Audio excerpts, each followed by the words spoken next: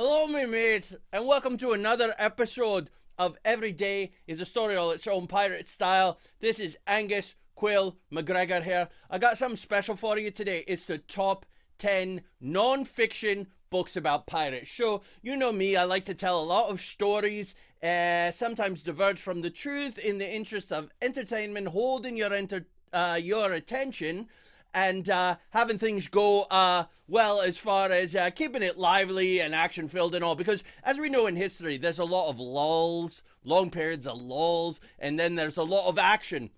So anyway, these non-fiction books, if you're going to be doing any kind of pirate storytelling, reenacting, if you're going to be doing Chautauqua style, if you're going to be leading tours or doing shows that take place in that time, these are the 10 books that I think you really need the most to read, to get to know, to find the facts, and then you can make of them what you will, the same way I do. So let's get started. Top 10 pirating stories, non-fiction style. Here we go.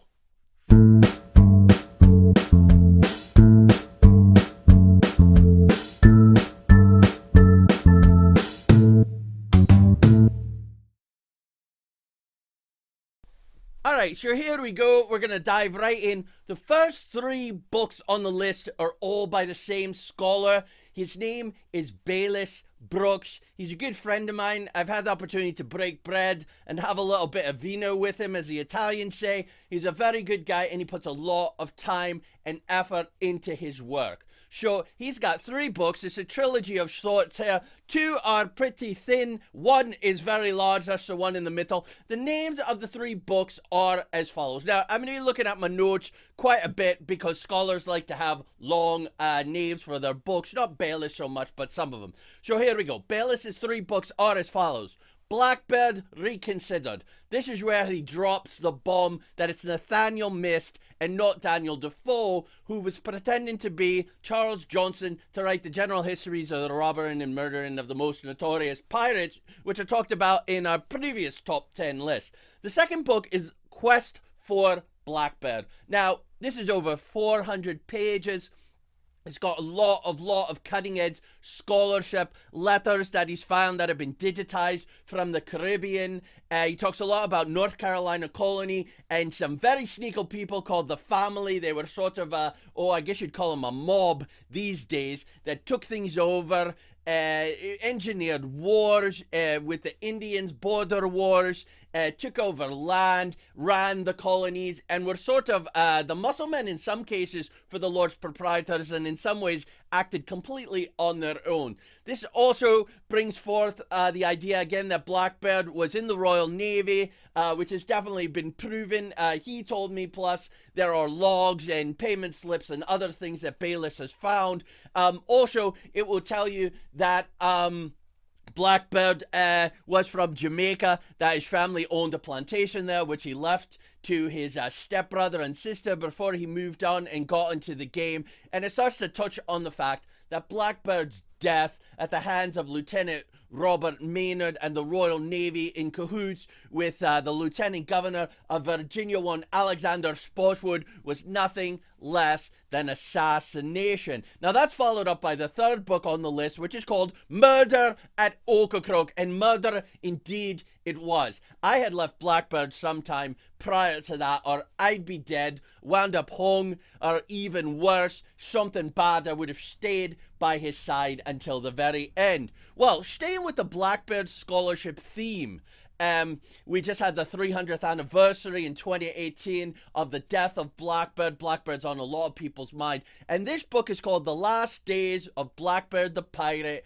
It's by Kevin Doofus. Now, I've never met Kevin personally, but I have heard him speak. A lot of my mates think very highly of him. He puts forth a couple of interesting ideas in this book. One is that Blackbeard was from North Carolina colony, knew Governor Eden. It wasn't later in life that he struck a deal with him, but it was all the way through. He planned on going back there. And also that Blackbeard's big treasure, the thing that he was going to retire on because he was sick, a little daft in the head after getting the fever, the pox, was that it was slaves that were the treasure, that were the cargo. Now, I'm going to leave it to you. I'm going to keep my opinion out of it. Just read the book. It's got beautiful pictures. It's beautifully presented. A lot of good scholarship again.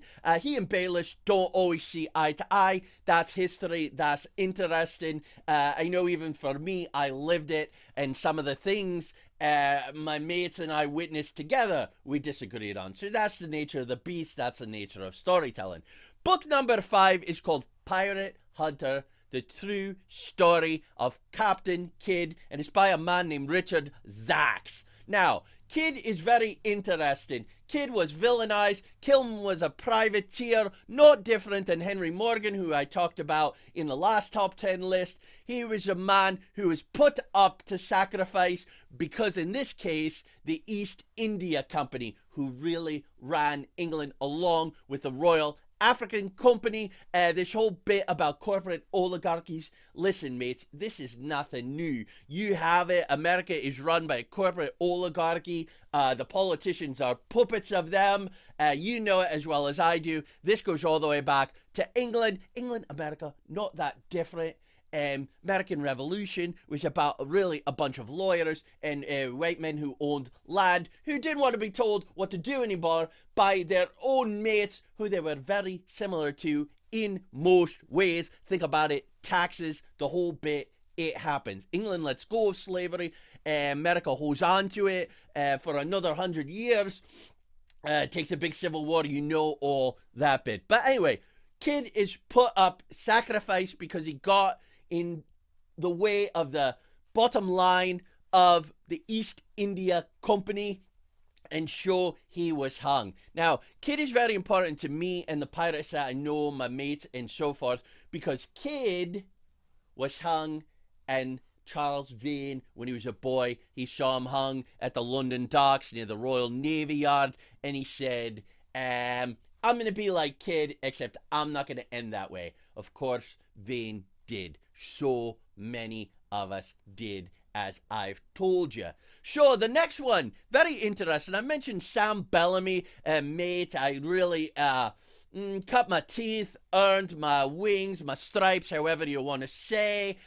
Became part of the brethren, really, under the watch and tutelage of Sam Bellamy as well as Blackbeard. And so in a book, Expedition Whydah, by Barry Clifford, it's all about raising up the wreck there off the coast of Massachusetts colony, where it sunk in 1717 in a terrible storm in April. Bringing it up. Now, this is interesting because you got pirates, modern pirates. You got archaeologists, pirates. You got treasure hunters, pirates. You got a bunch of politics going on as history is trying to happen. Who's going to make a buck off of this? Who is going to control the interpretation of the information of the things that are brought up? We've seen it with the Queen Anne's Revenge off the coast of North Carolina. Big to-dos, again, about the same thing. Who owns the treasure? Who owns the rights to the information? Listen, men lived and died. They fought and they tried, and the history is their personal story. Never mind making big money off it and all that bit. So read Barry Clifford's book. It's very interesting. They were out of money. Their equipment was shite a lot of the time. A lot of things were going on as far as those kinds of things were going. And so excellent struggles, very human story, and how they went on to create then a museum that you can go see the artifacts of the Whydah. A big deal when they brought up the bell and proved that it was indeed what it was. That was major, with the name engraved upon it and all that bit. So let's move on here. Next two books by two different authors, but I'm going to talk to them about them at around the same time here. It's sort of as a unit.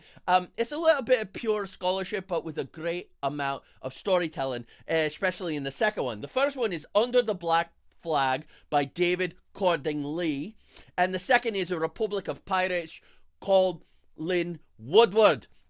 Now, especially Republic of Pirates, this is really about my time in the Caribbean with Horn of Gold, how Stede Bonnet came up and joined, how Blackbeard came up, Charles Vane, Jack Rackham, the whole bit, how they all got together, created that, the articles, all the infighting, and all the terrible stuff there. Now, my next top 10 is going to be TV series, films, and the like, and miniseries, and one of those is Crossbones, has John Malkovich in it as Blackbeard. It's a very unique interpretation, but it's based loosely on the book A Republic of Pirates, which is great reading. Woodward is a great storyteller. And then going back, Under the Black Flag, lot of great information about the socioeconomics, about the demographics of us pirates, our ages, marital status, other proclivities, things we were interested in, articles, all that good bit. And it goes into how pirates have been portrayed and betrayed to down through the ages, through the mechanism of story, Hollywood exaggeration, government propaganda, and all of that bit. Part of this as well here, sorry, getting all tongue-tied, excited, we're getting towards the end here. 2 books by Marcus Rediker to finish it out. The second one is co-authored by Peter Linnebaugh, but the first one is called Villains of All Nations. This has transcripts of the trials of some of the pirates, and really that whole hostis humani generis, enemies of all mankind, that I've talked about previously. This really looks at how the pirates were villainized, how the crusade that they were on was turned around to be all bad instead of semi-bad. Mostly there's a disagreement in aims, opportunities. Hey, who is going to prey on who is going to survive, just eke out a living, not be meek, but stand up for themselves, wave their flag, and do their thing. Now, the next book is a little larger in scope, but the pirates definitely play in. And this is a book, definitely have to read this one. The Many-Headed Hydra. Sailors, slaves, commoners, and the hidden history of the revolutionary Atlantic. Again, this is Rediker and Linnebaugh. Oh, folks, if you want to know the true history of what was going on in that Atlantic seaboard, in those most important shipping lanes, how that was used for conquest, used for suppression, how the pirates were heroes to some of the people for bringing in cheap goods, and obvious why they were so cheap. Anything above free is a markup, and when you stole it, it's free. So, all right, we cop to that bit.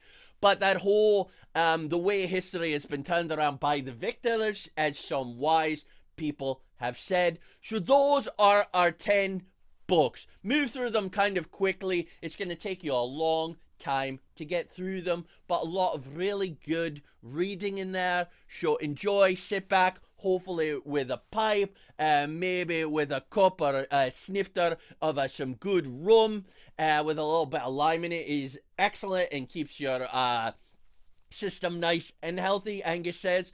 And so we'll see you next time with the films, with the ideas about some of the best miniseries and TV shows that are about pirates, things I especially love. I'm really learning this mermaid technology. I need to apologize. In the last top 10, if you notice I was looking off to the side, well, there's a screen there so I can make sure everything is the way it should be. We had some problems in the past with things going out of focus because I'm moving around too much and bouncing the camera and whatnot when I get animated, playing my guitar and so forth. And so I got so interested in watching that image in there.